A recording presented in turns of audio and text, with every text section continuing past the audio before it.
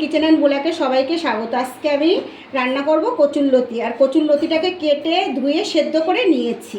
লতির জন্য একটা মশলা তৈরি করব। এখানে নেব ঝাল লঙ্কার গুঁড়ো, নেব কাশ্মীরি লঙ্কার গুঁড়ো,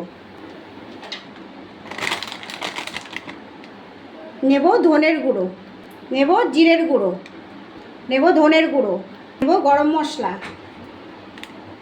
দেব মিট মশলা। মশলাগুলো সব জল দিয়ে একটু গুলে নেব। বসিয়ে দিয়েছি, তেল গরম হয়ে গেছে। এবার এর মধ্যে দিয়ে দেবো রসুন বাটা, দিয়ে দেবো পেঁয়াজ বাটা। এটাকে ভালো করে ভেজে নেব। আর এই পেঁয়াজের মধ্যে দিয়ে দেবো লবণ, দিয়ে দেবো হলুদ, আর দিয়ে দেবো অল্প একটু চিনি। এগুলো ভালো করে একসাথে মিশিয়ে নেব। রসুনটা ভাজা হয়ে গেছে। আর এই যে মশলাটা, আমি এই যে মশলাগুলো গুলে রেখেছিলাম, এটা এবার এর পেঁয়াজ রসুনের মধ্যে দিয়ে দেবো। এগুলো ভালো করে আবার একটু মিশিয়ে ভাজা ভাজা করে নেবো। লতিটা এর মধ্যে ঢেলে দেবো। এবার ভালো করে মশলার সাথে কষিয়ে নেব।